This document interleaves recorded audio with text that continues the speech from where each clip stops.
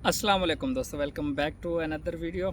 आज की वीडियो में हमने डिस्कस करना है कि स्टूडेंट्स पूछते हैं कि चाइना में एजुकेशन सिस्टम किस तरह है। आप लोग रिसर्च और कोर्स वर्क वगैरह वो किस तरह है, पाकिस्तान की तरह है सेमेस्टर सिस्टम या डिफरेंट है। तो आज की इस वीडियो में मैंने आप लोगों को बताना है कि चाइना में एजुकेशन सिस्टम और यहाँ पर मास्टर्स, पीएचडी या पोस्ट डॉक स्टडीज़ कैसे होती हैं। सबसे पहले मैं आपको बताता चलूँ कि चाइना में पहले होता है कोर्स वर्क आपका 1 साल, मास्टर्स के लिए, पीएचडी के लिए 1 सेमेस्टर या कुछ यूनिवर्सिटीज़ में 2 सेमेस्टर 1 साल से भी होता है। तो आपको कोर्स पढ़ाए जाते हैं, कोर्सेज जिस तरह होते हैं। अब मैं जिस तरह एनवायरमेंटल साइंसेज में हूँ तो मेरे जो कोर्स वर्क के होंगे, इकोलॉजी हो जाएगी, एनवायरमेंटल माइक्रोबायोलॉजी हो जाएगी, इस तरह के जो आपके कोर्सेज होते हैं जिस तरह हमारी यूनिवर्सिटीज़ में होते हैं वैसे ही कोर्सेज पढ़ाए जाते हैं। तो उनका जो एग्ज़ाम सिस्टम होता है तो या तो आपका पेपर लिया जाता है, 1 पेपर एग्ज़ाम होता है, या प्रेजेंटेशन बेस और जो है ना रिपोर्ट बेस आपका रिज़ल्ट्स आपको दिए जाते हैं। तो ये सिस्टम होता है आपके कोर्स वर्क में। जब आपका कोर्स वर्क कंप्लीट हो जाता है फिर आपकी आती है रिसर्च का टाइम आता है आपका। तो रिसर्च के लिए अब आपको 2 साल मास्टर्स और 3 साल पीएचडी में आपने रिसर्च करनी है। आपको कोई भी एग्ज़ाम नहीं देना, कोई भी आपके सेमेस्टर्स नहीं आएंगे, कोई भी आपका जो है ना मिड फाइनल के एग्ज़ाम्स नहीं होंगे, बल्कि आपकी रिपोर्ट्स होंगी, एनुअली बेस पर आपने रिपोर्ट्स देनी होंगी, प्रोफेसर्स के साथ मीटिंग्स होती हैं। अब मैं आपको थोड़ा इसको एक्सप्लेन करके बताता हूँ। हमारा 1 साल कोर्स वर्क हो गया, हमें हमारी CGPA मिल गई जी, ये आपकी CGPA है इस डिग्री की। बाकी अब हमें जो डिग्री मिलेगी, ट्रांसक्रिप्ट मिलेगी, उस पर हमारे सिर्फ ग्रेड्स लगेंगे, परसेंटेज लगेगी, वो हमारे रिसर्च के काम को मिला के। हमारा एग्रीमेंट हुआ पड़ा है कि हमने अपनी मास्टर्स डिग्री में कम से कम 1 publication as a first author देनी है, और पीएचडी वालों की as a first author 2 publications must. इस दौरान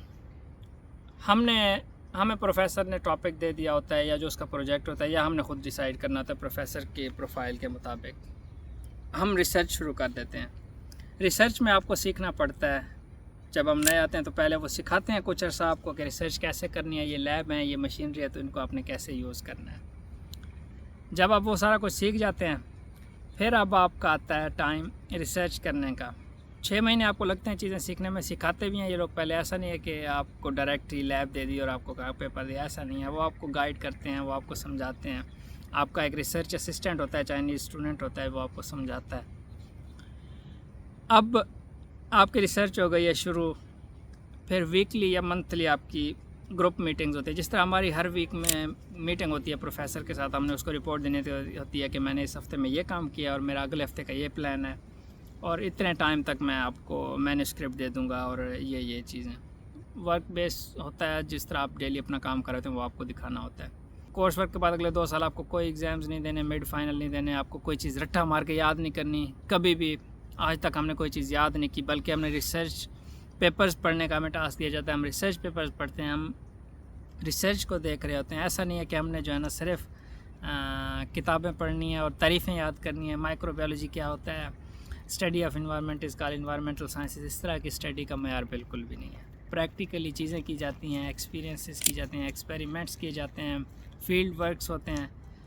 इन शॉर्ट जो भी करनी है आपको रिसर्च करनी है। जब आपकी रिक्वायरमेंट्स पूरी हो जाती हैं फिर आपका थीसिस होता है, थीसिस डिफेंस होता है, और उसके बाद आपकी डिग्री कंप्लीट। तो ये सिस्टम है। आप बताएं कि आपको इस सिस्टम में क्या पसंद आया, क्या आप समझते हैं कि पाकिस्तान के एजुकेशन सिस्टम में क्या चेंजेस की जा सकती हैं जिससे हमारा एजुकेशन सिस्टम भी डेवलप हो, हम भी इन रट्टा सिस्टम से बाहर आएँ। तो अगर आपको आज की वीडियो पसंद आई है तो इसको शेयर कीजिए, ताकि ministry of education of Pakistan तक ये बात जाए कि एजुकेशन में रट्टे का सिस्टम नहीं चल सकता। एजुकेशन सिस्टम में रिसर्च बेस्ड पोजीशंस में रिसर्च के लिए माहौल बनाया जाए। गो कि आपके पास बजट नहीं है, आप दुनिया के मुख्तलिफ यूनिवर्सिटीज़ के साथ कोलैबोरेशन कर सकते हैं।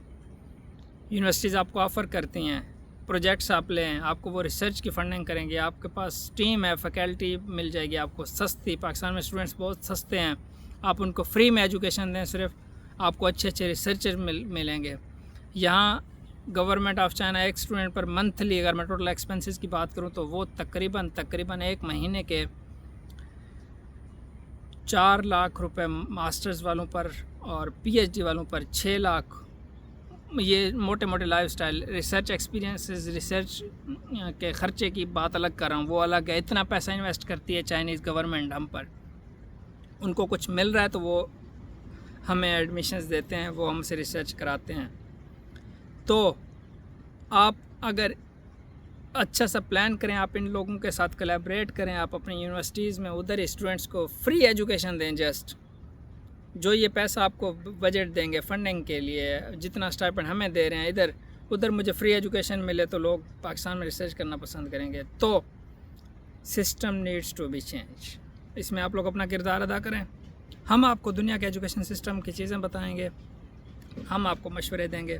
آپ نے ہماری بات ارباب اختیار تک پہنچانی ہے. گو کہ یہ مشکل ہے کہ یہ لوگ سمجھیں، یہ لوگ اس پر دیکھیں، لیکن میرا فرض بنتا ہے آپ کو بتانا، آپ کا فرض بنتا ہے آگے پہنچانا.